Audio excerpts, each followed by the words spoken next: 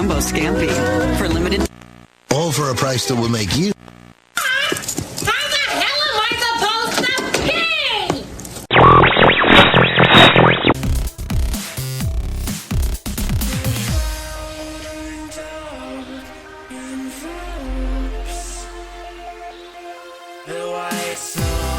pay? You're listening to BAMF, UK Comic Book Radio.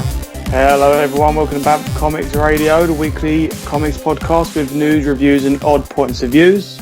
I am your host Bertie, and with me is the other host, and only one of the many hosts we have, Fee. Hello Fee. Hello. How are you? Not too bad. I've missed you for the last 2 weeks. I know, it's 2 weeks, and what do you know, you got me all to yourself. Yeah, because nobody else can handle the pace.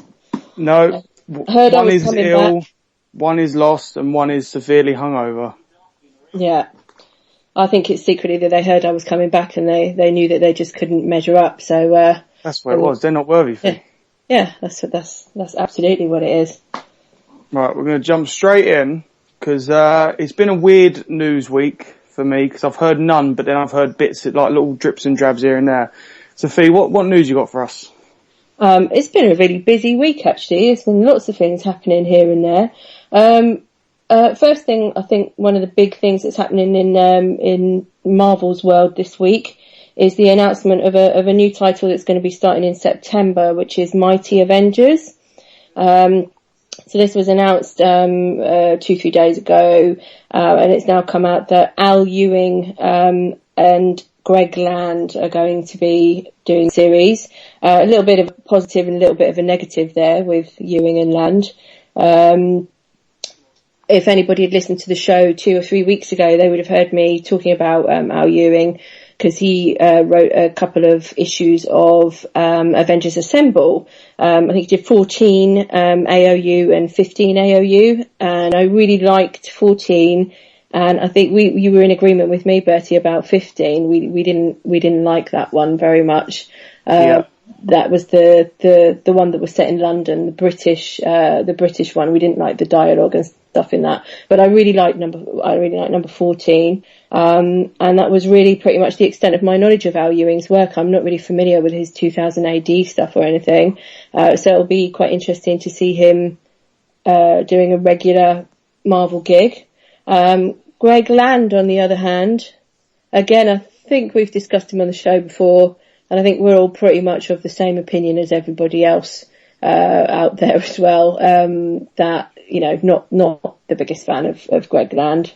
Yeah, used to be, but then he started going all tracing of porn, and it just started getting a bit weird.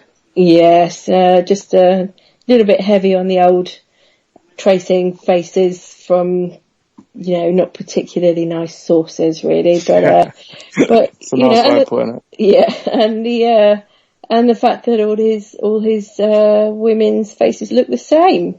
Yeah, yeah, which should be interesting because he's only got 2 women in this new book, and one is a giant green woman. So there's going to be no saints. So to run who's in the team, it's a very interesting team. Mm-hmm. So we've got Luke Cage. And by the sounds of it, he's going to be the leader. It sounds like it's his team. So that's going to be interesting to see, because the last time we saw Luke Cage, he was sort of giving up the leadership of the new Avengers to go and look after, to be with his wife, to be with Jessica Jones and his baby and their baby. So there's Luke Cage, there's Power Man. So this is not Luke Cage using the alter ego of Power Man, which he has done in the past. This is Victor Alvarez, who is a protege of Cage. And then we've got Superior Spider-Man, White Tiger.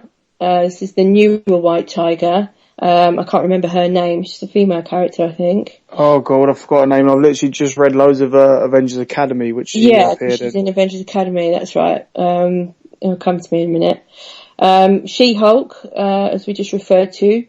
And Adam the Blue Marvel, which is quite an interesting one. Yeah. I haven't seen him for a long time. So that would be interesting to see them do more with him.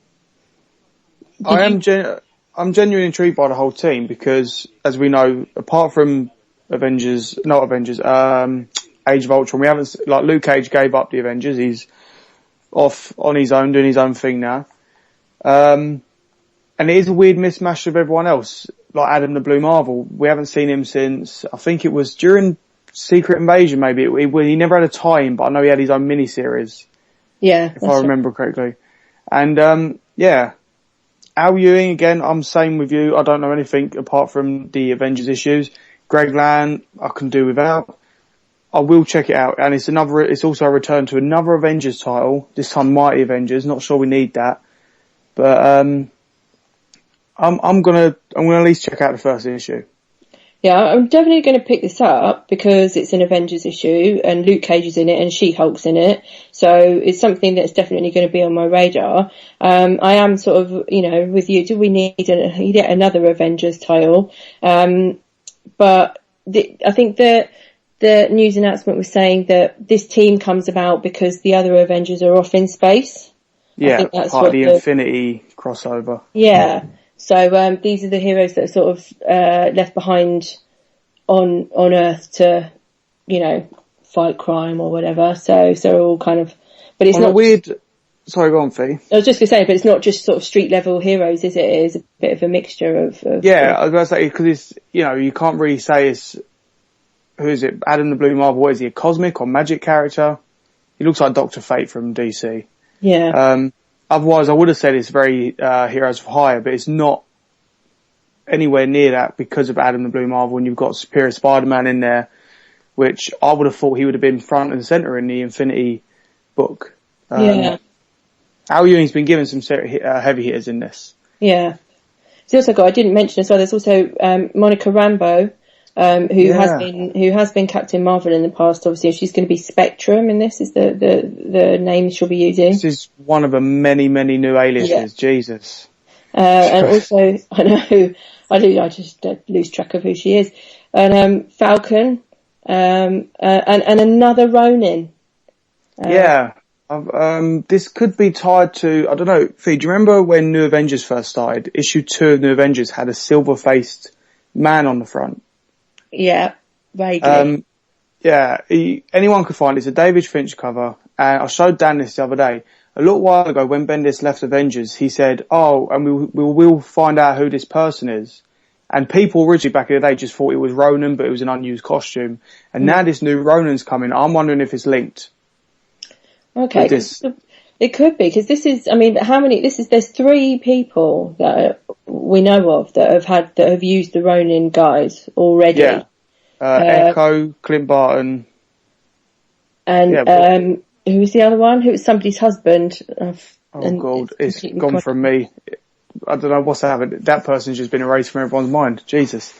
Yeah. But yeah, I didn't think they would ever use that character again, because after Clint had put it on, I was sick of seeing it, to be honest. Yeah. It was everywhere. I quite enjoyed seeing Clint in the Ronin costume. I think I was one of the only ones who did. But I think that's because you hate his purple circus suit. I've always hated his original costume. So yeah, for me it was when he turned up in the black duds. I was pretty happy actually. But yeah, it's a really interesting mix. The AI known as DAN has just told us that it's Black Widow's ex-husband, Alexei Shostakov, who was the other Ronin. Yes, and he was Red Guardian. That's right. Yeah. Oh, I remember now. Okay. I would actually give everyone, just go check it out. I know it's Greg Land art, but check it out, at least one issue. It's part of the main event, so it's going to have some backbone to it. It's a good premise. Yeah, I'm looking forward to it. Interesting team, real interesting mix of characters. I think somebody had asked Tom Prevost whether the whole diversity of the team was intentional or not. Because there is a mixture of races and power sets and There's a couple of women. Well, we don't know whether Ronan's a man or a woman yet for sure. Maybe I'd like to have seen another female character in there. I think maybe, yeah, it's a real interesting mix of team. You've got what, 4 African American characters in there, and 5 even, I think, is it, out of all of them. So it's, there is a real mix. Definitely. So it'll be definitely one to watch in September. Everyone pick it up and let us know what you think. What other news do we have for you? Okay, next is a little bit of film news. There's quite a few film things happening this week. It's been announced that Benicio del Toro has been cast in the Guardians of the Galaxy film, which is pretty cool. He's a really good actor. I think he'll really bring something to the film. He's a fantastic actor. It hasn't been confirmed who he's going to be playing yet, but the assumption flying around the internet is that he's going to be Thanos. Now, when I first heard this news, I thought, really? But the more I've thought about it, I thought, well, okay, yeah, I really could actually see him bringing something to this role. But actually somebody the other day has now actually come out and said, I think it was Damon Lindelof, said that he had it on good authority that he was going to be playing Khan and not Thanos. So I don't know, are you familiar with who Khan is?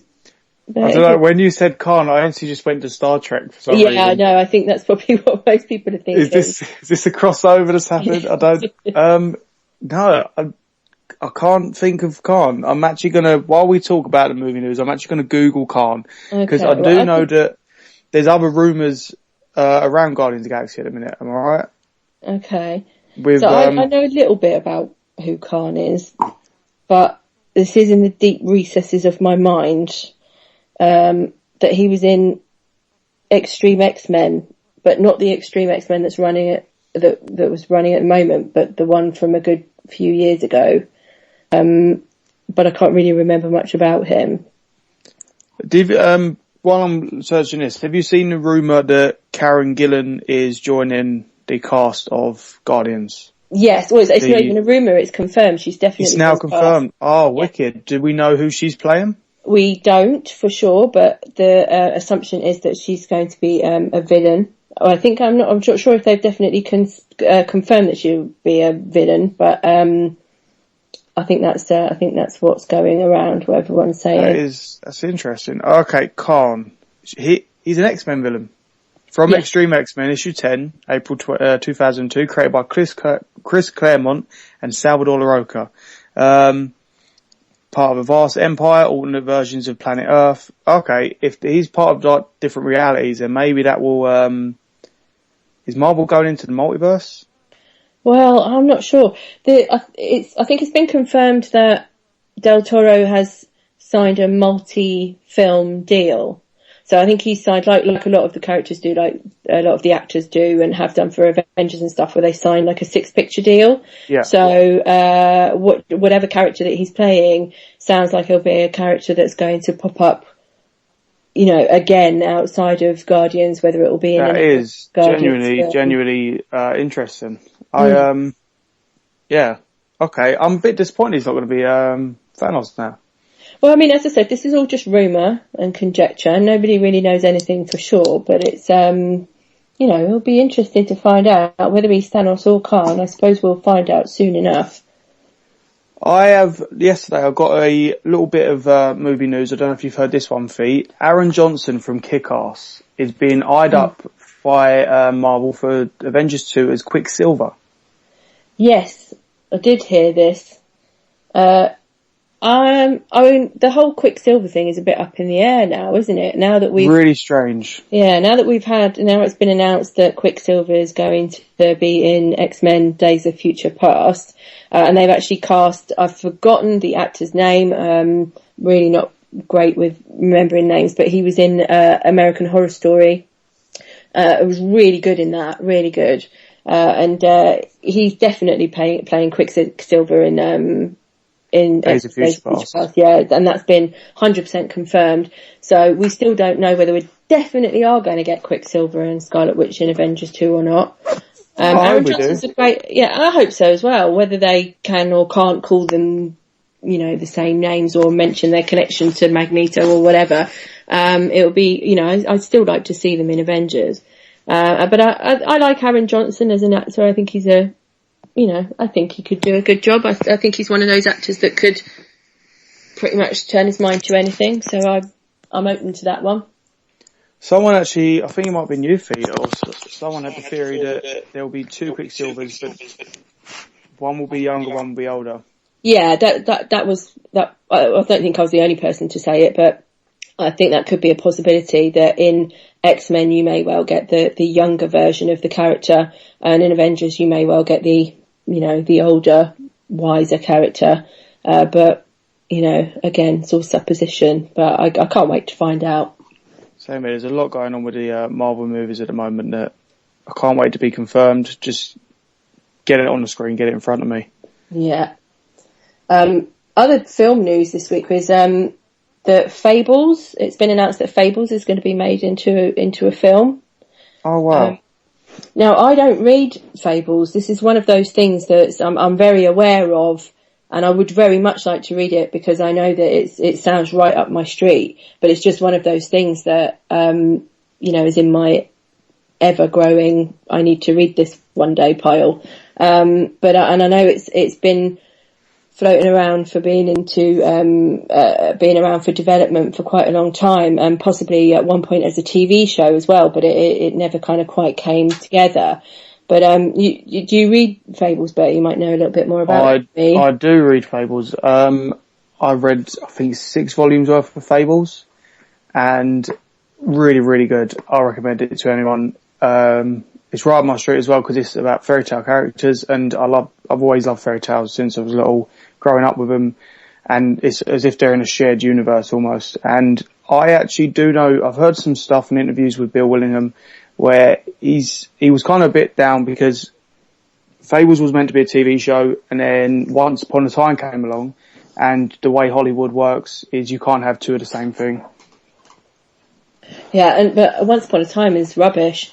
So, that's just my opinion. I don't know if you've ever watched it. I watched the first 2 or 3, and I thought this is such a great idea, but it's just not, Yeah, I've watched a bit more than 2 or 3. I watched, I think, the first half of the first series just because it was similar to something that obviously it was similar to Fables, so it was similar to something I had liked.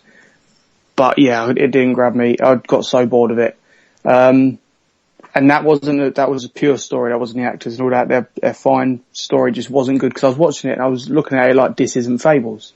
And when I heard that Fables wasn't going to be a TV show because of Once Upon a Time, it sort of soured it that, oh, so you're not even going to give me something that I do want and something that is good because of this. But I know people do like Once Upon a Time. It's got another series coming. It's meant to be really good. But I'm so happy Fables is coming because Fables is so much better. The characters are... Go on. Go on. I was just going to say the characters are so much better. Like you hate a lot of them, but you love to hate them. There's some that you fall in love with. You hate. No one is safe in Fables, so there is. I don't want to spoil anything for anyone who wants to read it, but you'll be reading it, and then one of your favourite characters will get offed, or something tragic will happen to them, and it'll break you for a bit, and then someone else will come along, and you won't forget about the other person, but it'll help you get. It just keeps going, and it gets better and better. Like I said, I've read 6 volumes. I've been recommended to read up to at least 10. And if I am completely sold on it, then go on from there. And I do think there's 15 volumes out. I could be wrong. Yeah. I think it's about 15. This is a really long running series. So you think that this could quite possibly spin off a franchise, couldn't it? A film franchise. Oh, definitely. And the books alone have spun off. Fables had, the Jack of Fables spin-off. It had a Cinderella mini-series, I think 2 of those. And now it's got Fairest, which follows the princesses and the female cast of Fables. So it could just go on and on. Really could. So this could be, this could potentially be like a Marvel Universe kind of... If done right, I do believe it can. And I would love to see it. Yeah, okay, that sounds cool. I think I'm going to add that to my reading list and maybe start with the first volume and see how many I can read before the film actually materialises. Really easy reads as well. So you literally fly through them. I did 6. I took a break, and that was a little while ago. I did 6 in about 2 months, and that was literally just every now and then picking up a trade or two and then reading through them. Just couldn't stop. I had to stop myself, otherwise I would still be only reading fables at the minute. Okay. Okay, so the next thing, it's not really news, but it's something that's quite big that's happened this week. Anybody who is on Twitter and follows a lot of the Marvel creators and things may well have seen this. But there was somebody, Tom Brevoort, who's for anybody who doesn't know, is a Marvel, one of the main Marvel guys and Marvel editor, runs a Formspring question site where people can just log on and ask him questions, and then every now and again he goes in and has a look through them and he answers questions and then posts up the answers on Twitter so everybody can see what he says. And this week I hadn't actually seen the preamble that led up to this, but there had been some kind of discussion, some kind of questions about why Kelly Sue DeConnick is working or writing for Marvel, and was basically accusing Marvel of nepotism and saying that Kelly Sue was only given the job at Marvel because her husband is Matt Fraction, who obviously also writes titles such as Hawkeye and FF currently for Marvel. And Kelly herself had seen this and got very angry about this. And posted up a really succinct and nice reply, or rebuttal, I should say, to the person who's accusing her of nepotism, explaining that, her actual career trajectory, she's actually, has every right to sort of be where she is now because of the work that she's previously done. And also that she, was blind submitted work for her first, work that she was given at Marvel. And it's nothing to do with who her husband is. And then this has basically started off a big long running argument this week, with lots of people still messaging Tom Brevoort and other things saying, you can say what you like and Kelly Sue can deny it and you can deny it all you like. But really we all do know that she was only given the job because of who her husband is. And, I just think that this is just another horrible example of the level of sexism and stuff that is still around in the comic industry at the moment. And it just makes me really sad and makes me wonder whether we'll ever get rid of this. Do you know what I mean? It annoys me to no end to hear this. I saw it through, I think you retweeted it, Fee, and I read Kelly Sue's reply and she was trying not to lose it and she got really angry over it. It's completely understandable. It's kind of like they're dismissing her work. It's like, oh yeah, no, what you did was rubbish. You only got here because of your husband, which is a load of bullshit. Because if you read anything that she has written, it's so good. Her Captain Marvel, I fell in love with her when she did these, I don't know if you remember, Fee, when she started doing these, she did a one shot a little while ago. I think she did a couple of them for the females of like everyone's universe. So I think she did a Sif one, and I think she did an Iron Man one, where it was just a one-shot Pepper Pot story, and I read it, I was like, this is brilliant. And it was such a nice, break from Matt Fraction's Iron Man. But yeah, I don't know what goes through people's minds, that she's got a husband in the business, and she works with the same company, so she must have gone through her husband, and it's not because of her own bloody good writing. Yeah, no, it really makes me angry. I mean, some of the people that, I think Tom Brevoort basically just came up with the best reply that he could. People were just saying to him, well, now that this attention has been drawn to the lack of female writers and it's been sort of turned into this big thing and been blown up, is there any chance you're going to try and do something about it and, employ more women and Tom quite rightly responded to that by saying, well, I don't look at the gender of people that I employ. I basically go by the quality of their work. And if they're a good writer, then, maybe they're going to get given a job, whether they're male, female, black, white, whatever. And I think he's quite right. I think that's how things should be judged. Everybody should be judged on the quality of their work. And I think in Kelly Sue's case, you absolutely can judge her on the quality of her work. She's done some really outstanding stuff. And I was really pleased to see his Heroes Con this weekend. And I was really pleased to be seeing all the pictures and everything that's been going up on Twitter and seeing the real love that's going out for Kelly Sue this weekend.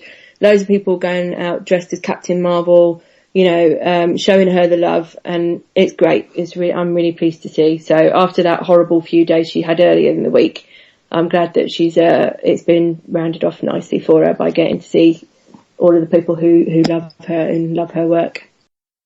We're going into an interview me and Nev's recorded yesterday with Dave Elliot from Titan Comics, and he's about his new anthology A1, which just came out this week. Really good. Check it out. Listen to the interview.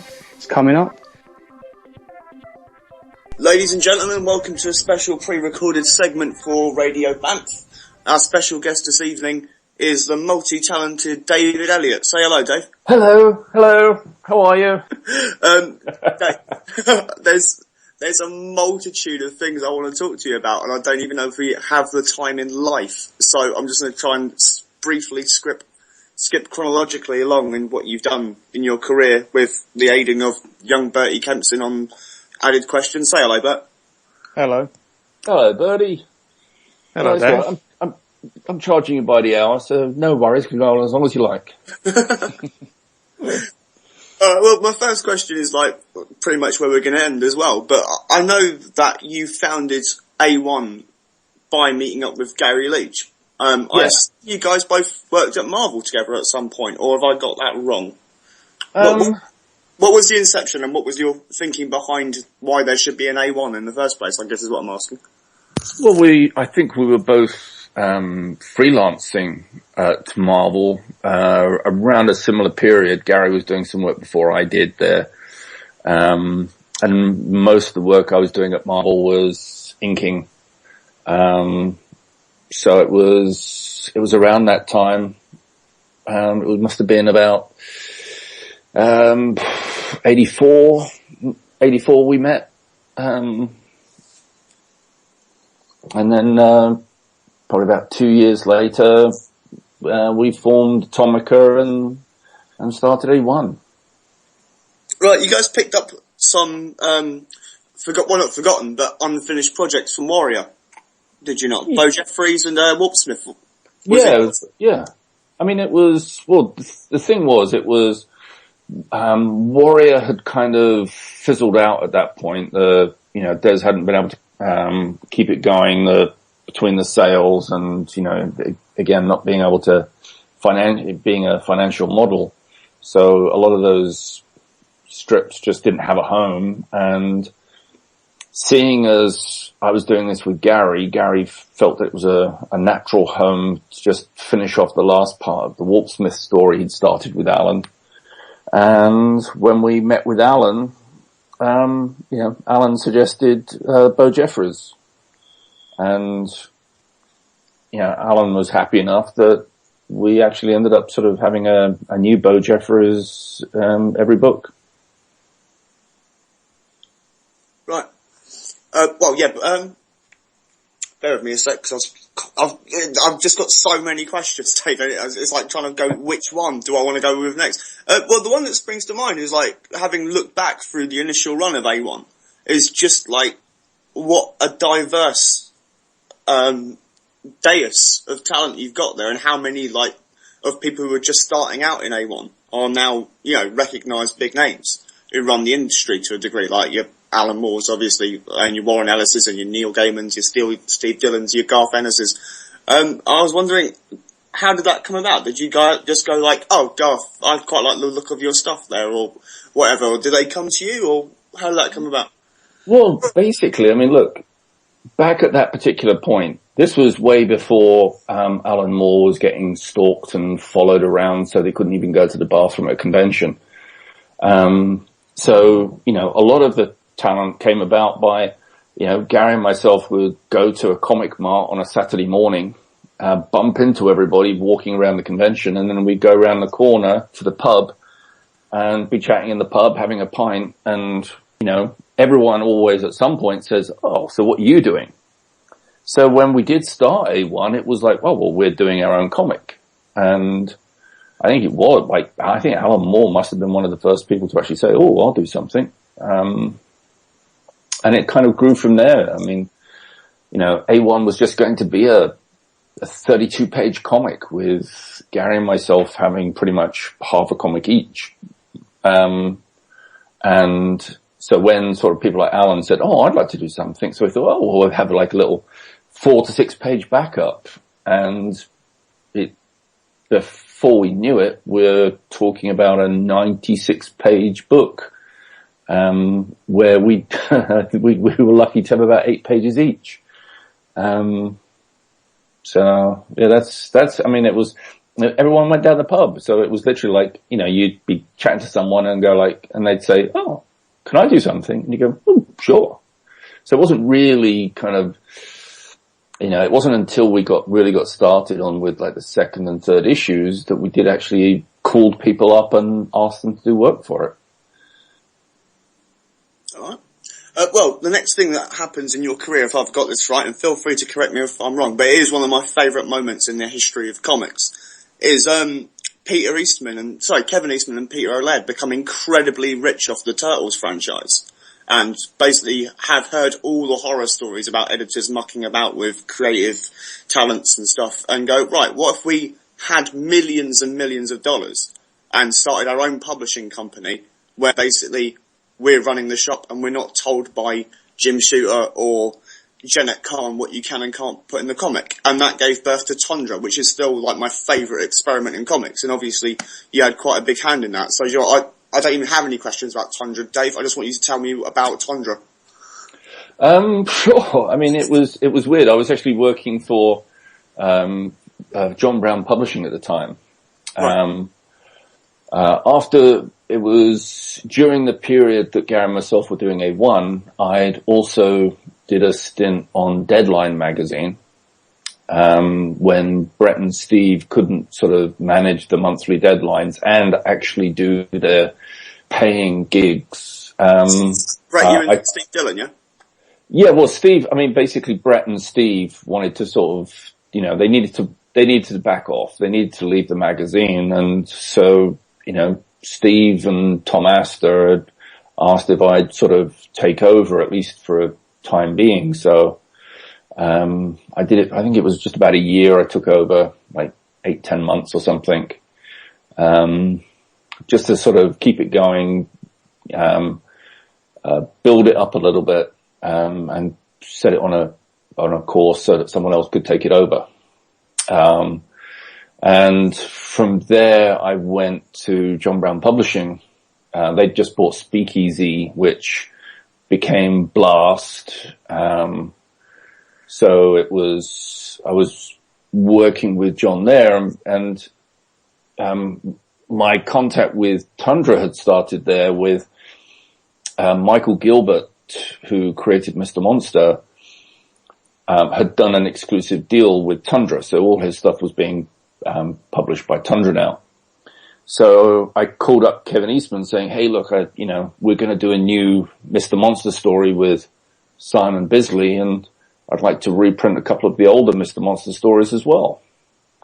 And we got to talking a little bit, and it was then that he actually said, look, we want to expand. We want to actually open up a Tundra UK. Would you be interested in talking? And at that point, a lot of what I'd been led to believe we were going to do at John Brown Publishing wasn't going to happen. So I didn't really have an interest to stay there. So I was like, oh yeah, okay, this could be fun. And yeah, it was, we met several times, and the idea of just, being someone who would help creators, just be facilitators really, just helping them fill in the blanks of what they needed to get their own creator-owned books out. Kind of like basically doing what was to be Image Comics, except to actually genuinely give real promotional help and assistance and editorial help and assistance whenever it was needed. Okay, well, the lingering memory for me with Tundra is Skin, which is about to be reprinted in that Best of Milligan and McCarthy book that Dark is doing. I've heard so many stories about the way this book happened and what happened with Fleetway going, oh my god. So I realise it's only your perspective, and I suspect there are things that you can't say, but I would love to know what your perspective on how Skin came about was and what the subsequent outcry was. Well, my reasoning from the very beginning was I kind of couldn't quite see why Fleetway couldn't publish it. I'd read it. I'd had a chance. We were given a full copy, and I read it, and I was like, well, okay, it doesn't really, we did our research and due diligence on the background of, thalidomide and the drugs and everything else. And it was like, well, we're not saying anything in this that's not true and can't be backed up. Fleetway, was nervous about it, and which is why they didn't do it. But we had some of the top lawyers in the country read through it, look at it, and they were like, nope, you're fine, you're good to go. We published it, and, beautiful book. Very happy to have done it. Yeah, it's one of my favourite things in the world, really. The other thing with Tundra is one of the other great lost, what the hell happened to that? And I suspect you've got a better idea of actually what happened to that than most people I've ever spoken to. Dave, talking about numbers, mate. Big Numbers. Hang on, so I should clarify for the listeners. Big Numbers was a project created by Alan Moore and Bill Sienkiewicz, which was going to document a part of Northampton that was going to have a shopping centre built into it. And it's got an amazing single-page spread by Bill Sienkiewicz of fractal mathematics represented by a drop of milk being placed into a cup of coffee. It got to issue 2, and I believe pages from issue 3 by Bill Sienkiewicz were published in a magazine called Submedia. But I might be missing something. So yeah, Dave, sorry, as you were, mate. Yeah, no, they were. I think he did quite a bit of 3, and Al Columbia had done 3, and I think he might have actually done some of 4 as well. Oh god, the person you really want to be talking to about that is Paul Jenkins, because he was the person who had to deal with that when because what they did, one of the things that Kevin would do, Kevin, I want to point out, was the guy who literally bent over so far backwards for everybody. He literally doubled over on himself. He would do anything he possibly could to help somebody get their work published. And if that meant with someone like Al Columbia, he brought them to Northampton, Massachusetts, which was where the publishing head for Tundra US was, and put him up, got him a studio, had everything he possibly needed there, and was, okay, well, here you go. We'll give you some money too, and we've got this place. Don't have to worry about food or anything else. We just want you to, be comfortable and work on big numbers. And he did. I think that one of the things, and I've met Al Columbia several times, and, my initial reaction to Al was like, really nice guy, great guy.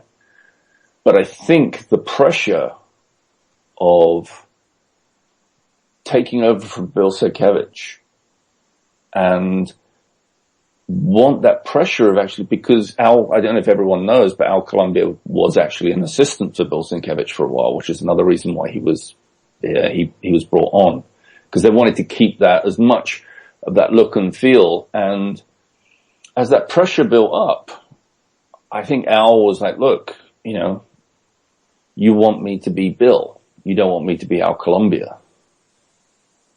And I can't say 100% what was going through his head, but I think that he was that definitely got to him.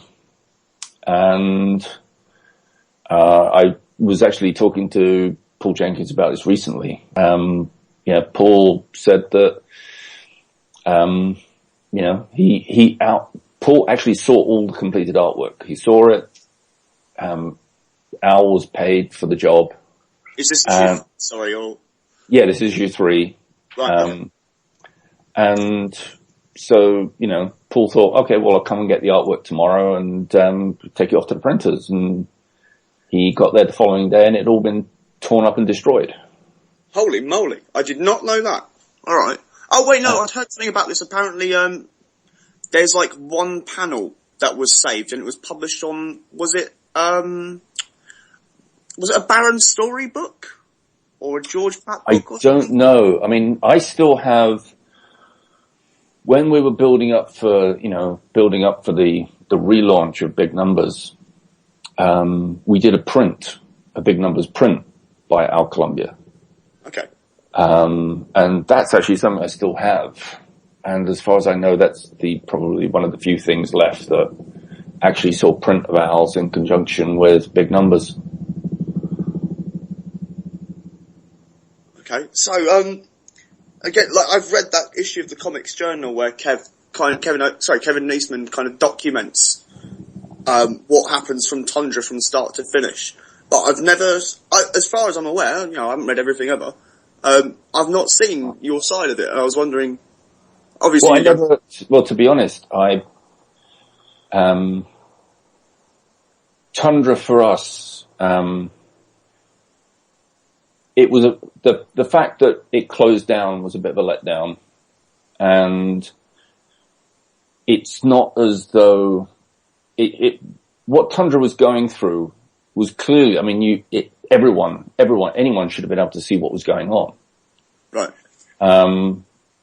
When one of the things that we agreed upon when starting Tundra UK, was we agreed that we'd have 5 years to be an ongoing self-supporting concern. At the end of 5 years, they agreed to finance the company for 5 years, and then from that point on, we had to be able to financing everything ourselves. Right. Obviously, clearly, we were only given 2 years. And we were actually working out the Tundra UK was actually doing well enough that we were probably going to reach that point at the end of 3 years. The sales on our books, when we first started soliciting Tundra UK's books, they were actually all solicited under Tundra. It was a Tundra book. After the first year, we switched to Atomica. We used my old company, the old company name, because I could see that our titles were actually being hurt by being put under Tundra. Right. The moment we started releasing our books under Tundra, all our books started to sell better. And I think it was because that while all of the titles from Tundra were all creator-owned, we were trying to at least pick books and titles by not just better-known creators, but projects that maybe had a better chance of being commercially viable.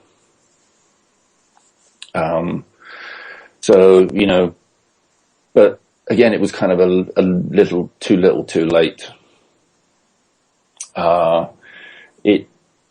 Basically, Tundra's demise coincides with the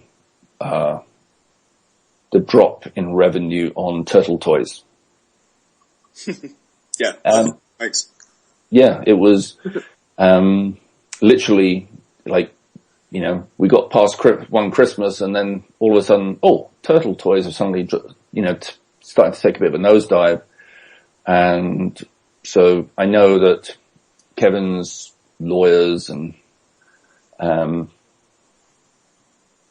business partners were beginning to go like, you know, you got to watch your money. So, you know, started to pull back. Well, there's a story I've heard, but I've never heard it verified. Apparently Dave Sim was apparently just knocking about his house one day and remembered that Cerebus appears in the issue of, I think it's issue 8 of Teenage Mutant Ninja Turtles. Right. And he rings up Kevin Eastman and says, just out of interest, if I did sell Cerebus to you guys so you could use him as like a cereal packaging character, how much would I get? And he heard the answer and the figure and then just hung up in incredulous shock. Okay, well, see, I don't know, actually, I couldn't, I've got, no, I mean, I do know from my own visits to Kevin's house, it would literally be the, his royalty checks coming in through the mail and putting them on the mantelpiece for millions, knowing that there was a check up there for several $1 million. Holy moly. Right, well, here things go a little bit funny, and again, correct me if I'm wrong, right? Image go into, Image basically take over the industry in the beginning of the 90s, and you get things like Youngblood selling, I think it's like 1.5 million copies, and Spawn topping that, and then Wildcats topping that. Yeah. And Image are basically the big deal, and they decide to expand upon what they're doing and start fighting other people to publish for them. So you get people like Mike Grell doing Shaman's Tears, and Jerry Ordway doing Wildstar, which look like, fairly standard Image fare for the period. And then out of nowhere, Keith Giffen comes in and does this thing called Trencher. Right. At which point, after only maybe, I think it's 3 issues, and then there's like an Images of Shadowhawk Committee, and then suddenly there's Blackball Comics with Trencher as one of the principal characters, if I remember rightly, which is you.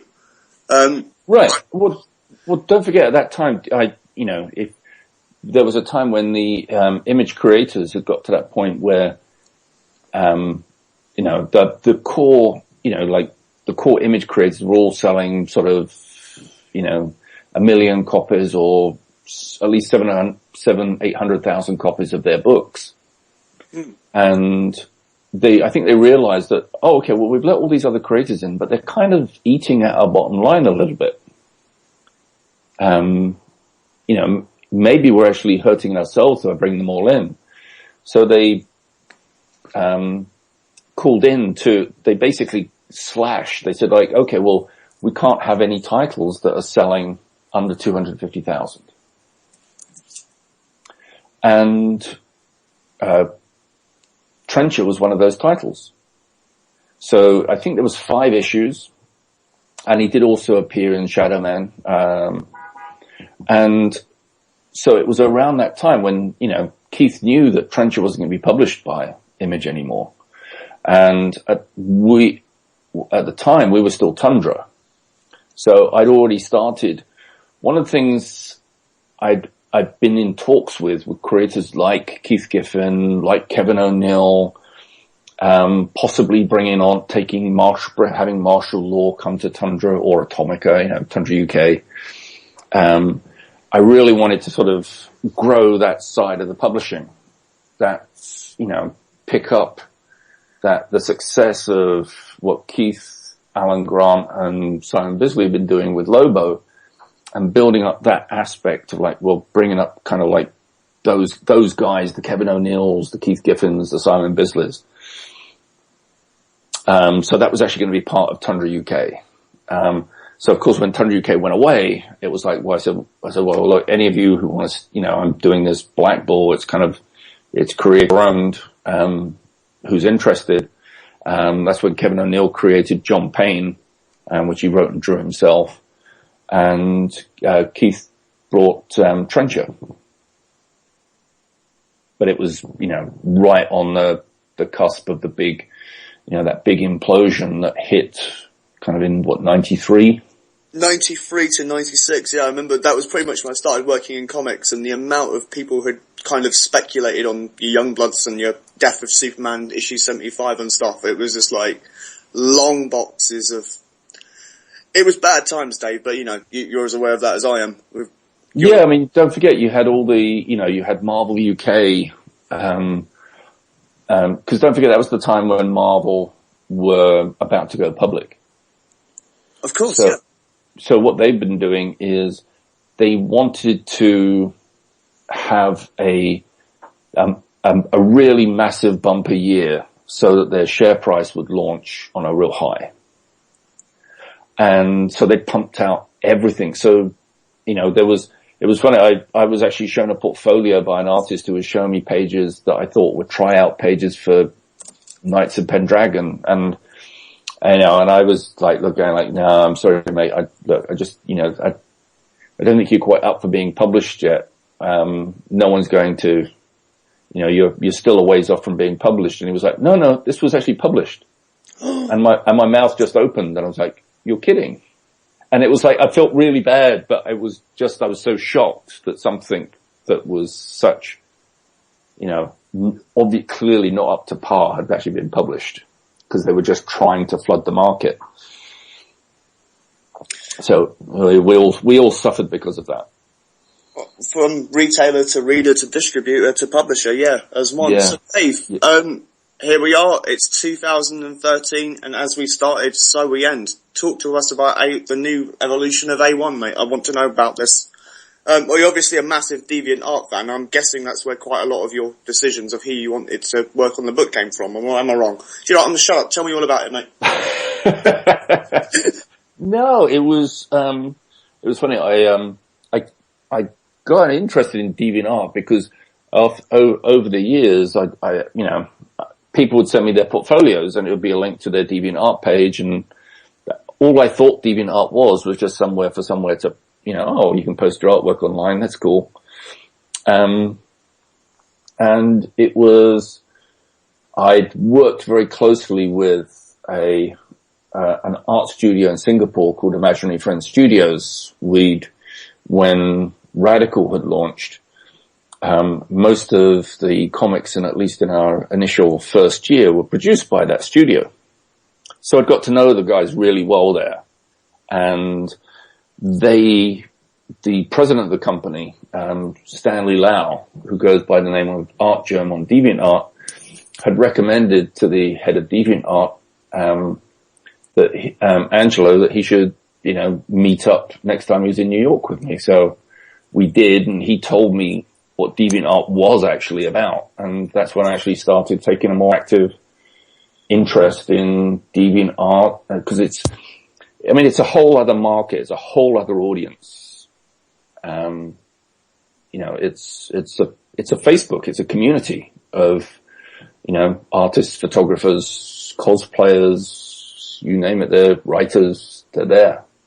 So the artists for DeviantArt, for A1, mostly came from Imaginary Friends Studios had a kind of a separate office, a satellite studio that was in Indonesia, in Jakarta. And over the last few years, as the market for comics is still kind of, rates have dropped, the dollar weakened, the Singaporean dollar rose in value. They wanted to do less comics. It wasn't going to be profitable for them, but the Indonesian studio wanted to do more comics. I mean, they're already heavily, you know, they do a lot of Marvel and DC's coloring and artwork. So, you know, we'd been working together for a while, and one of the things I'd wanted to do was get them to a stage where, you know, they had the opportunity to create their own work. So, you know, even though, like, things like in the new A1, Weirding Willows and Odyssey, which those are two of the three strips, which I primarily own, but I share some of the rights with the artists. And the third strip, Carpe Diem, is 100% owned by the studio. They write it, draw it, put that together. So, you know, for me, the new A1 is kind of really what the old A1 was supposed to be in the first place. It was like, okay, I can do my own creator own stuff now. Having spent the last 20 years primarily helping other people get their material into print, edit their work, get them film deals, I wanted to, you know, it was like, look, you know, if I don't do this now, I'm never going to do it. But I still wanted to also do something where I could still that was more like the old A1. So there are 2 A1s now. I'm doing this first mini-series, which is more my material, which is kind of the monthly 6-issue series. But there will be an annual A1, which will be anywhere from 160 to 200 pages each issue. That'll be more like the old A1, but because we've got more pages, I can do more things like I can do interviews, I can do galleries, sketchbook sections, and obviously give people the option for color as well, which we didn't have first time round. But still all creator owned. I mean, you know, I believe that that's what it should be. Okay. Dave, we have to ask, besides your wonderful self, who else is working on the book? Give us some names, mate. Well, the first A1 book that'll be out in October, Alan Moore, Michael Gilbert, Scott Hampton, Sandy Plunkett, Bambus Georgiou, Dominic Regan, Madeline, Holly Rosen, Barnaby Bagenda, Dave Wilkins, Jim Steranko cover. Bloody hell. And there's probably some I've forgotten who will probably kill me for not mentioning them, but it's, it's, you know, again, it's, you know, I'm pleased to, James Robinson, of course. Okay. So, yeah, it's, you know, it's an eclectic mix, which is always was. I mean, A1 is, you know, wherever possible, it's like it should be a place where people can do things that they can't do elsewhere, or there's not the opportunity to. And if that sometimes means they get to experiment more. I mean, I'm encouraging, in Monster Massacre, which is actually out, which is out the month before A1, Tom Rainey, who's, you know, well known for working on X-Men, Avengers, Authority, he's done his very first creator-owned strip with Ron Mars. So it's encouraging people to make those steps again. And by offering an anthology, it makes it easier because you can do a 10-page story that's creator-owned and your idea as a way of sort of getting it out there without having to do a 4 or 6 issue miniseries through Image and quite frankly not end up with any money afterwards. So. Yeah, it's one of the problems with creator-owned stuff, isn't it? You know, there is the joy of like, oh my god, we can do anything, but it doesn't necessarily translate into actual hard cash at the end of it. Well, obviously, you're going to like your own stuff, so I'm not going to say, tell me why The Weeping Willows is great, Dave. But what else is in there that you're a big fan of? Because when I first showed the Blazing Glory preview to the boys, they were like, that looks quite a lot like Captain America. And I was like, yeah, you probably want to read the words. So tell us what Blazing Glory is about. Well, it's the main character is Blazing Glory, but the strip is called Odyssey because it's actually about a trip. I would best describe the greater story, the bigger story that it's going to show is more of imagine Kung Fu by way of Twin Peaks. It's the first 6 issues of A1 set up who Blazing Glory is and the world he lives in. We set up in the first issue, yes, he has his origin, in the 1940s, just the same way, Captain America's origin was in the 1940s, but this is there's a little science in it, but there's a hell of a lot more supernatural, elements to his origin. There's a supernatural reason why 70 years later he hasn't aged a day. And he's not the only one in the world that's had this happen to him. And for all of them, it seems that to be these immortals and have these powers and abilities, you have to die first. For people who aren't familiar with the book Gladiator by Philip Wiley that was published in the 1930s, this does connect directly to that book. The serum that Blazing Glory is injected with in the 1940s is taken from the blood of Hugo Danner, who died shortly before World War II started. The man behind the whole experiment is Professor Hardin, who was the one who actually wanted to create the army of similar people to Hugo Danner in it. So it does tie in to that, though it's not purely a sequel to Gladiator. Okay. Well, one of the things you're bringing back in the annual that I'm happy to see, although I'm happy to see anything the bloke does, is Mr. Monster's on his way back, is he not? He was just recently in Dark Horse Presents on its inception launch, and it's been a good 2 years or so. And now you've got him. Well, it's not a case of, and now we've got him. It's like, Mr. Monster was it's owned and created by Michael Gilbert. Okay. You will still see him in Dark Horse Presents. That's the beauty. If you're a creator and you own the property, you can do whatever you like with it and publish it with as many companies that are willing to publish it. I've had a long history. I met Michael Gilbert shortly after we released A1 number 1, and we've worked together a lot ever since. So in Monster Massacre, there's I did a story with Dave Wilkins. Dave Wilkins' character, El Zombo. We did a crossover between El Zombo and my character Sharky, but we included Mr. Monster as well. And again, when you're the creators of things, you can play around in other people's playgrounds like this as much as possible.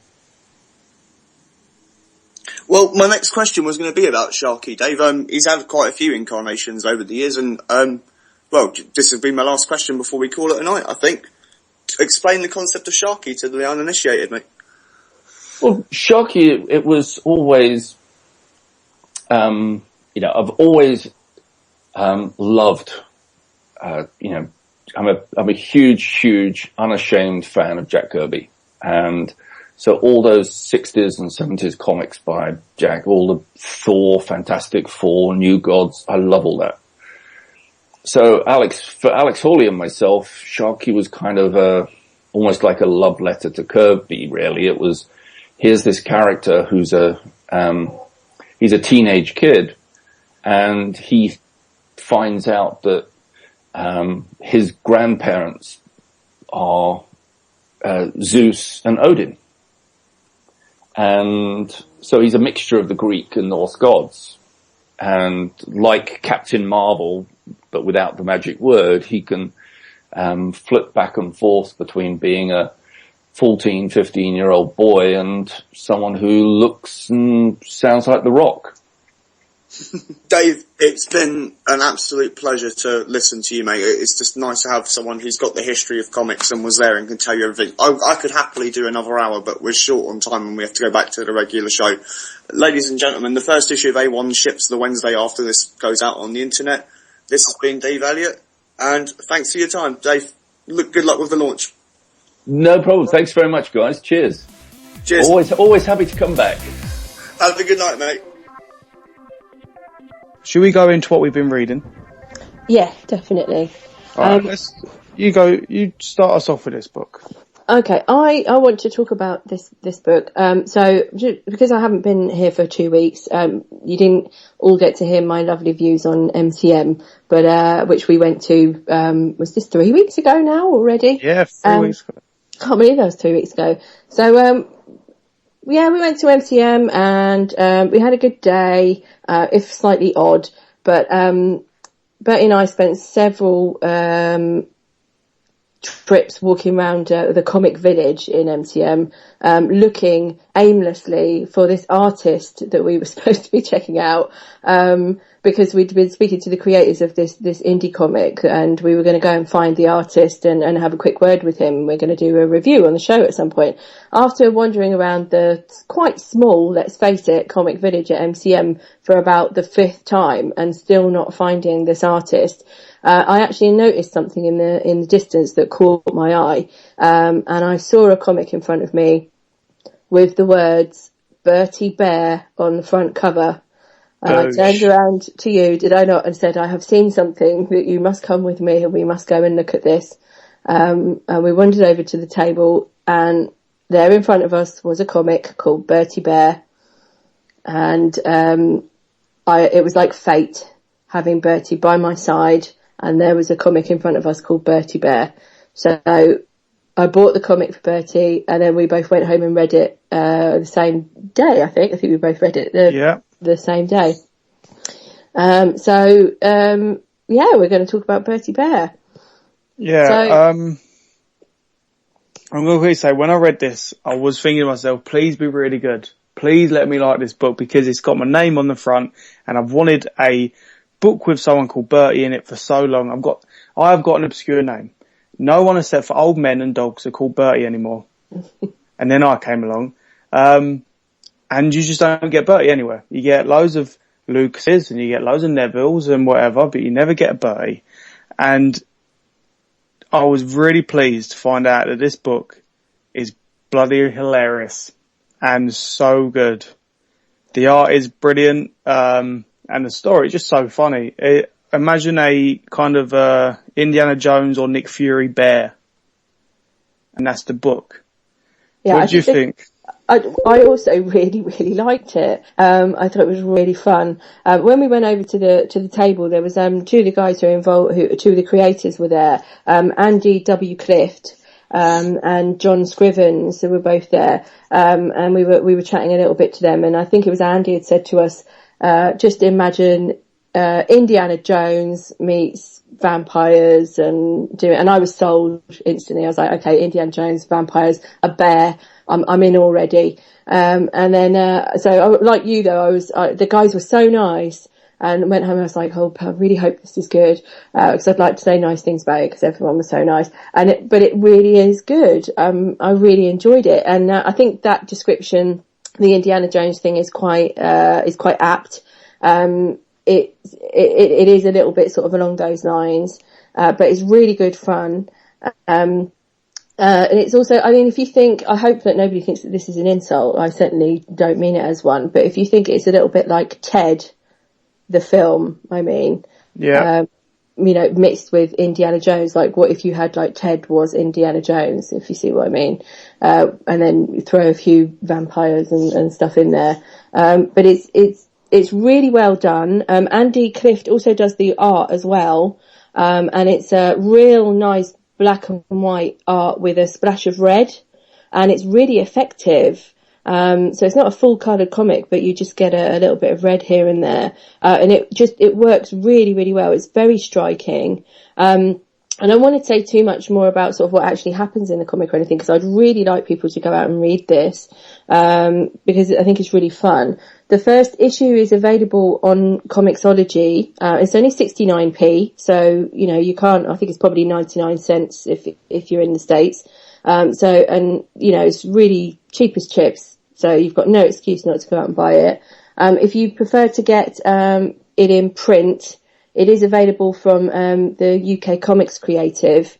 We'll put some links out there, with us on our Twitter and on YouTube and stuff, so you can see where you can get it from if you'd prefer to get a paper version. The second issue is going to be available in early August, and with the third one coming at sometime in the autumn. So it's going to be a 3-part series in this case. And I can't wait to read the next one. It has got a great cliffhanger actually at the end of the first issue. Really good. Yeah, really good. Really grabs you and you will want to read the next one when you get to the end of the first issue for sure, definitely. But yeah, it's really good. And also, Andy and John are both on Twitter, as is, Dead Universe Comics, which is the the small indie publisher that publishes Bertie Bear. So you can follow them, and again, we'll give you all of the details via our Twitter account and on YouTube and everything if you'd like to go and follow them. And do go and follow them; they're really nice guys. Yeah. And also read it just because it's got my name on the front, and tell all your friends about it because it's got my name on the front. Let's try and get the name Bertie into back in public eyes. Let's all stop having Matt and Johns, and let's have loads of Berties everywhere. It's the best name ever. It is. So, okay. Next, moving on. Yep. We are back here again, Bertie. This issue 9 of Age of Ultron. Penultimate issue, guys. Yeah, it kind of feels like we've got here in next to no time, doesn't it? Because it does. Double ship, triple shipping in the first 3 issues cases, but lots of double shipping, and lots of moaning. I think moaning helps pass the time. Yeah, I think you're right. This book, I'll tell you what actually really annoys me. The front cover. When it was solicited in previews, it wasn't this cover. Mm-hmm. It was an older costume Wolverine stabbing present day Wolverine. And for some ridiculous reason they changed it. I don't know why, because what's in the book is actually what the original cover was, which annoys me to no end. But, this is the only issue I really liked. And I know you don't feel the same way. I didn't hate it as much as I've hated a lot of the other issues. My favourite issue is the first issue. Right. But I'll hold my hands up and say that's purely because it had Hawkeye and Spider-Man in it. So, fair enough. That was my 2 favourite characters. But, I didn't hate it like I have really disliked a lot of the other issues. I do at last feel 9 issues in, it was sort of starting to make some kind of headway into the story. So for that, I appreciated it a little more. It did make me think, so the foray into the other timeline that happened in the last, was this 2 or 3 issues that they... I think it was 2 issues. That didn't need 2 issues. No. Do you know what I mean? That could have been done in 1, I think. That whole timeline thing was literally just to give the idea of what comes to the end of this. Yeah. Do you know, with Tony, I'm guessing people have read it by now, so I'm just going to quickly say it was the idea that Hank Pym implants a virus into Ultron. Yeah. And that literally just needed 1 issue. It was just 1, and never instead of 2. We didn't need to see the whole Morgana Lee Fey attacks. It does show you that without Hank Pym, without all the stuff he's done, the world is a much horrible place, and it's just a horrible place to live in. Disaster everywhere, but still didn't need it. It was nice to see, because obviously Hank Pym's the boss, and it was nice to see what is around when he's not around, but wasn't needed. Couldn't. I don't think a lot of these issues were needed. Yeah. But I don't think we needed. What was the whole point in seeing ripped in half Vision when we've not even gone back to that? I know. There's so many things. There's so many dangling plot points in this that I just find so annoying. But as I said, it's all just going to be brushed under the carpet because it's a back in time story, and so much of it's going to get undone. Yeah. So it's almost as if it says, "Well, who cares?" The only thing I can think of is that issue 10, each page is dedicated to every single plot point that is brought up, and it's all tied up nicely. And all of the tie-in issues and all of that stuff gonna get addressed, or I don't know. I doubt it will. Maybe we could see down the line. Maybe there will be a Morgana Lee Fey universe book. Like House of M, where they revisit the universe. Yeah. Yeah. Maybe we'd get that. That could be interesting. I'm not going to dismiss that straight away just because of this mini-series. It could be interesting to see, but I don't think we needed it. I'll quickly give the readers a rundown of what happens in this book. Okay. So we open up, sometime after the issue 8 finishes, where Morgana Lee Fey has been and gone. New York is completely destroyed by this, attack. And heroes lay dead everywhere. You see Thing dead, Captain America dead, Janet Van Dyne dead. And out of the rubble awakens Wolverine, the one we know who went back in time. And he's injured, lost a leg, is completely stripped down to the bone. And then 5 days after that, he re-heals, gets attacked by some Doombots, fights them off, manages to, well, Tony Stark has managed to survive all this. He's laying in the rubble, talking to Wolverine about what he should have done and what he shouldn't do, and one man surely can't do all this and whatever. Wolverine somehow, I'm not sure, it doesn't say, just the next thing, he jumps straight back to the timeline where he assassinates Hank Pym, confronts his past self who kills Hank Pym. Just gets it's getting confusing now. I was confused at that point because I couldn't, like you, there's no actual, one point Tony Stark from alternate timeline is grabbing Wolverine's leg and saying, no, you can't undo it now. And the next point, Wolverine's arrived, as you said, back at the point where he went to go and kill Hank Pym. But at no point does it explain how he got there. And that was a bit confusing. And then I couldn't remember which Wolverine had come from when and knew what and didn't know what. It was all very confusing. Yeah, luckily they give the one, I'm guessing, the one that went back in time, the first time, changed his costume so you can tell the difference between them. He convinces his past self that he shouldn't kill Hank Pym. Hank Pym's sitting there. I actually really like that moment where Hank Pym's sitting there just saying how fascinating this is. Yeah, he's in giant form. Yeah, that was what I liked. I did like a lot of the dialogue there and a lot of the interaction. Yeah, and doing that. Basically, they give Hank Pym the idea to implant the virus in a time release virus inside Ultron. That when he attacks, which he will, they'll let him attack, but the virus will kick in and Ultron will end. Then it goes a bit weird and dark. Wolverine has to then kill himself. Yeah, and how does he manage that exactly when... I don't know. Wolverine is unkillable, so is this one of the only ways that he can be killed is by his own hand? It's never explained. I actually, as I was reading it, I was thinking, maybe this is what is linked to Paul Cannell's killable story arc. Because they do say it spins out of Age of Ultron. Again, I have no idea. But then you see Hank Pym in his lab creating Ultron, and finally, 9 issues into Age of Ultron, we see Ultron. But he's the very first form where he looks like a giant R2-D2. Yeah. Which I like to see. It's straight from what it was, but still, took us 9 issues to see this bloody person who's been on the cover of nearly every single variant cover you could possibly get for Age of Ultron. One issue left. One issue left. The very big epic battle between everyone. Speculation's high of how it goes, especially in my mind. I've got loads of different things running. But what we do know, because thanks to the spoilers of comics, news, media, we know that Hank Pym's going to be a big part of it. We know that once Age of Ultron is wrapped up, he's going to be up there with the Reed Richards and the Tony Starks, and he's going to have a whole new role in the Marvel Universe. God knows what it is. But I just want to see a fight between Ultron and everyone else now. Can we get that, please? Well, we shall find out pretty soon, I suppose.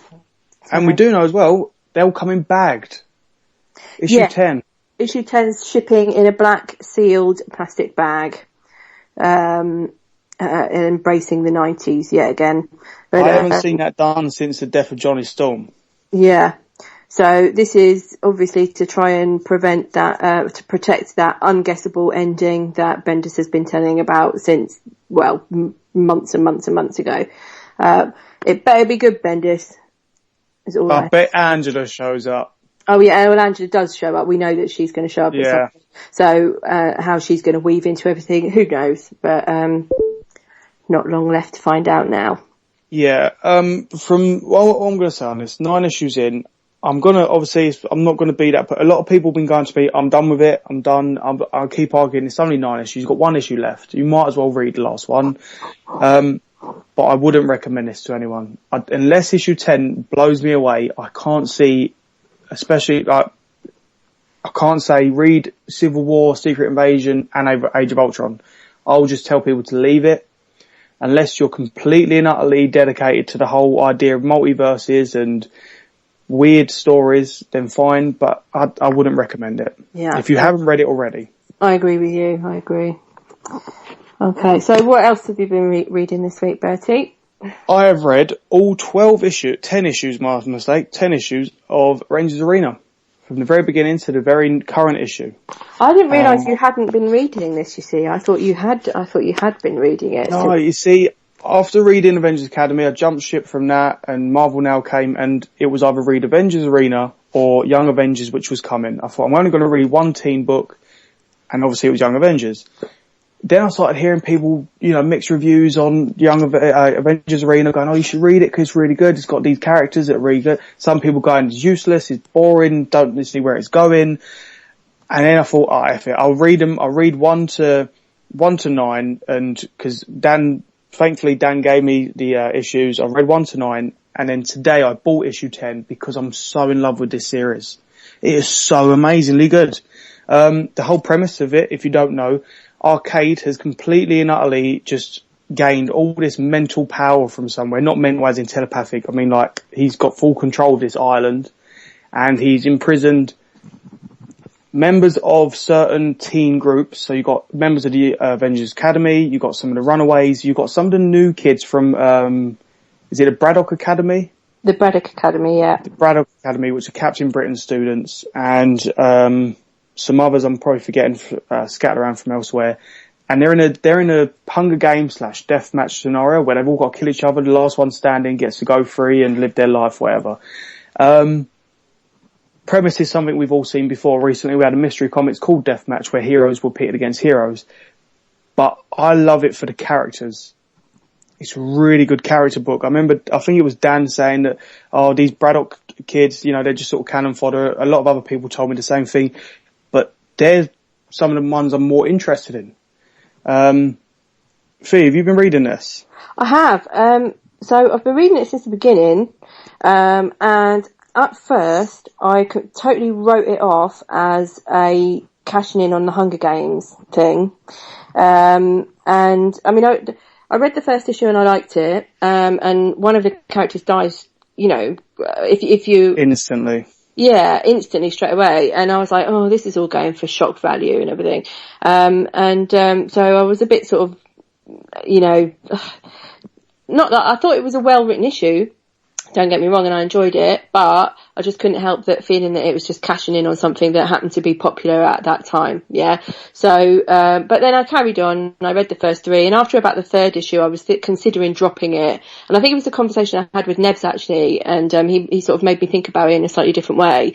So I thought, okay, I'll carry on with this. And I've got to say, as it's gone on, it's just got better and better and better each issue, to the point now where I'm just enjoying. I actually really look forward to it every issue, that it comes out. And I think it's really, really good. And it now feels to me that sort of everything that happens is taking a step towards something, that is, everything that's happening is going to mean something. Every step is a worthwhile step that's building up towards something. I think, Hopeless has got a real strong idea about where this is going. And I can't wait to see where it ends up.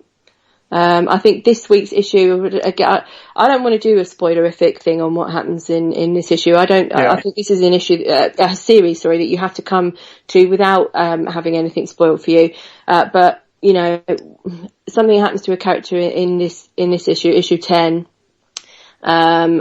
that may shock a lot of people. I think it might be one of the characters that a lot of people thought was safe, but, it just goes to show you that anything can happen in this series.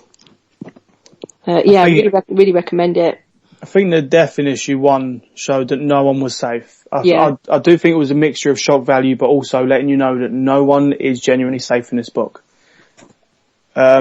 So really good. It was really good. I think actually the funny thing is one of my favourite issues wasn't even one that took place on the island. It flashed back to Arcade and what gave him the idea. Yeah.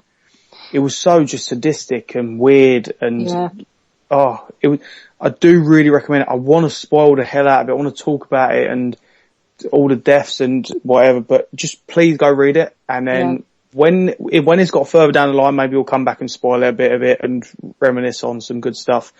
But it's just so well told. The characters, There's one in particular I've fallen in love with, who's just a new guy, the Scottish guy with the big hair. Can't remember, is that Aidan? Yeah. Can't remember his code name, but everyone just calls him Aidan. He's a nobody. No one's ever seen him. He's a brand new character made for the book. But I've just instantly fallen in love with the whole premise of him. He's a fat kid that suddenly got the body of a Celtic warlord from years ago. And there's another new one called Apex from the same academy, who is a very important character. I like these guys that have come from the Braddock Academy, all the British characters that are in it. Yeah. Really nice. And we don't really know where this is heading, but I would have liked to have seen more about them. So it would be nice if something comes out of this at some point where you get to learn a little bit more about these characters, Definitely. maybe what happened before or something. I thought the same thing. I do really want to see more of these characters, and I've got a really good plus side. Earlier in the episode, we spoke about Al Ewing and Harry's dialogue for Avengers Academy AU was a bit off with the English dialogue. This book is really I'm guessing Dennis Hopeless is American. Yeah, he is. Yeah, he can do English dialogue. Yeah, and it was because it was subtle. When people do English dialogue, they either try and write the words how we say them, like how they're spelt, which makes no sense. Some people find it hard to read. But what he will do is have normal dialogue that everyone reads, but with English words thrown in now and then, not crammed in.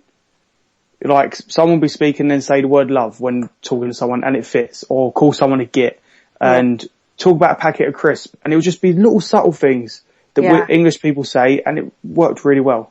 Yeah, I noticed that too. I thought it was really well done.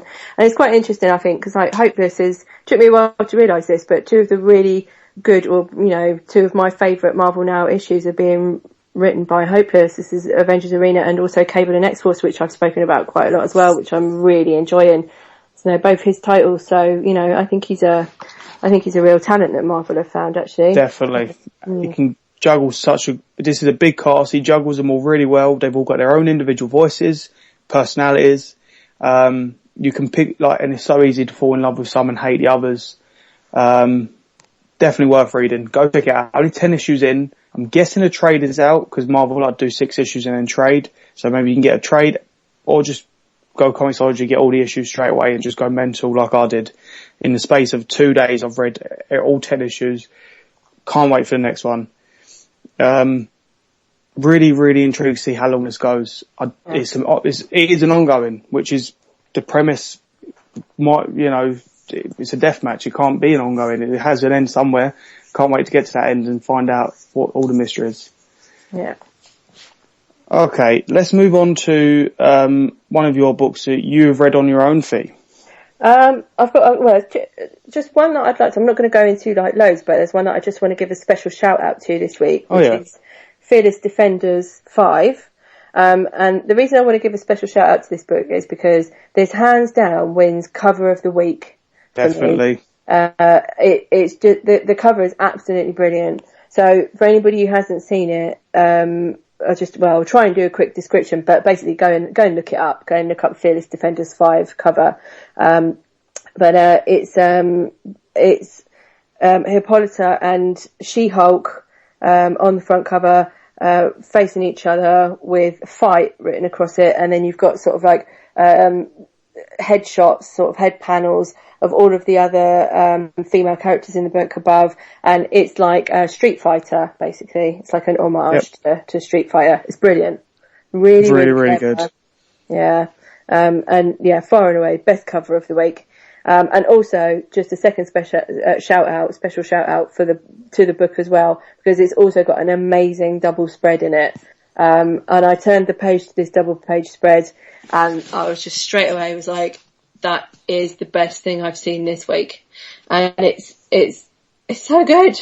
Just, you have to go and look at it. And it's Black Cat, Spider-Woman, Elektra, Storm, Thundra, Tarantula, Black Widow, Captain Marvel, Colleen Wing, Tigra, and She-Hulk, all on the same page, and Misty Knight as well. So, seriously, go and look at it. It's really, really good. So, but I'm not going to say anything more about that now. I'm going to move on to another book that I read this week, which was Iron Man 11. So this is the start of a new arc. So up until now, we've had Tony Stark in space, right? Which I think I said a while ago. I've been reading it, but I'm a little bit sort of like, I'm not really sure if I care about Iron Man in space, to be honest with you. But you know, it's been okay. And I do really like Kieran Gillen, so you know, I always sort of like hang in there with him and stuff because it's going somewhere. Now, I'd seen the solicits for this, and this is some kind of, for want of a better way, some kind of retcon about Tony Stark's origin. And I'm not really sure how I feel about it. So, for anybody who hasn't been reading, this robot, I think he's a robot, has turned up in the last arc, that sort of started helping Tony out, with something, with a situation that he'd found himself in. And, this robot then basically, kidnapped Tony, and is now telling him, this whole story that he's known him since he was a baby, and, knew his father, and actually that he was, he's been part of Tony's life always. He's always been there in some way or another in the background. I'm not really sure how I feel about this, because Tony's one of those characters that's always had a very, very clear origin story, and not really sure how I feel about it being messed with.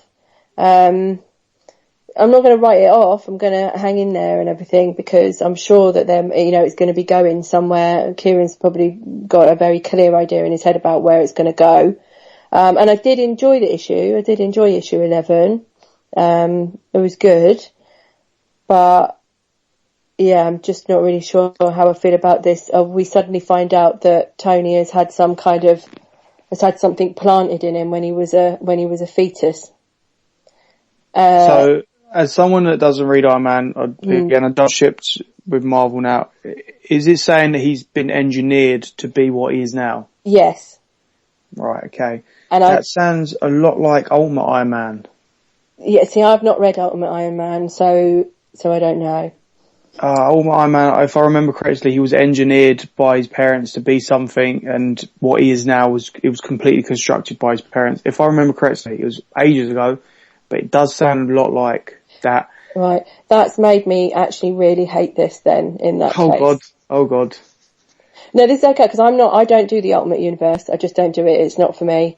But now you've told me that's made me think like this sounds like this is bringing 616 Stark in line with Ultimate Stark, and I don't like that idea. Again, I will need to double check my facts, but it does sound very familiar. I think it was the Ultimates that did that.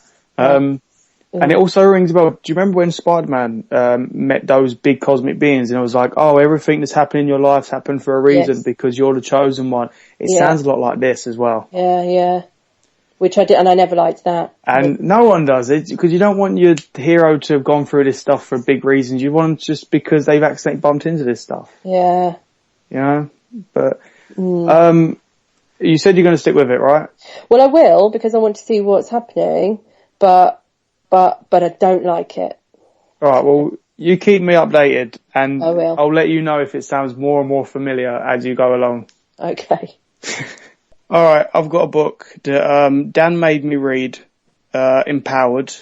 I'm almost done with the first volume of Empowered, and I'm enjoying it. It's a really funny book. It's about a lady who is given she's got, no one knows where it come from, I don't know yet, a power suit that gives her super strength and zappy powers, but the moment it tears, it's completely useless, and it really easily tears, and it really easily shows off everything she's got on her body. I can't look at Dan the same way, because it's a very pervy book. Dan's a big pervert, guys. But then at the same time, so am I. So, really, really funny, good read, and completely and utterly ridiculously cheesecakey. Yeah, you do fall in love with this character. Her name is, I don't know her real name. People just call her Emp, for Empowered. it just follows her in her life. She falls in love with a super thug, or a thug called Thug Boy, gets a mate who's a ninja. She's not respected by her teammates, the super homies. She's always constantly tied up by the supervillains, and she's known for being shamelessly, ridiculously bad at her job. But she keeps at it. She keeps going no matter what self-conscious issues she's got, no matter what lack of superhero ability she's got. She always keeps going. She keeps pushing through, and you can't help but love her for it and want her to carry on. There's a really great story where she takes down a giant Galactus-style being with a weird alien belt, and is now trapped inside this belt, and it keeps from her from her couch watching TV, will shout insults at her and her boyfriend, and just ridiculous profanities that aren't actually profanities because he elongates words in ways that shouldn't be. Really, really brilliant, beautiful art. I will say it's got a manga style to it, but don't let that turn you off it, because again, I'm not a manga fan, but yeah, I can easily look at this and think it's brilliantly done, brilliantly told. Almost done, like I said, with the first volume. Can't wait for it to go on with more. Hopefully it gets more cheesecakey, because as I said, I am a pervert. Shamelessly a pervert. But yeah, Empowered. Check it out, from Dark Horse. Really wish I could remember the writer's name at the minute, but this book isn't, I'm too far into it. Adam Warren. There you go. He writes and draws it as well. Double talented. Go check it out. Brilliant book. Okay, and that brings us to the end of the show. Thanks for listening, everyone. We have been BAMF, Comic Book Radio. You can check us out on iTunes, on our website, wearearcade.com. Check us out on YouTube as well. If you like us, go to our Facebook page, give us a like, follow us on Twitter at Radio BAMF, or individually, I am Bert Kempson on Twitter. And Fee, do you want to give your Twitter handle? Yeah, it's at FeeMcB, that's FEEMCBEE. There you go. Like, subscribe, give us your comments, your reviews of it. If there's stuff you don't like us talking about, you want us to talk about, whatever, let us know. We are open. And also next week we will return back to questions. So give us your questions for next week, and hopefully we can get around to answering them. And thank you and goodbye. Say bye, Fee. Bye. www.wearearcade.com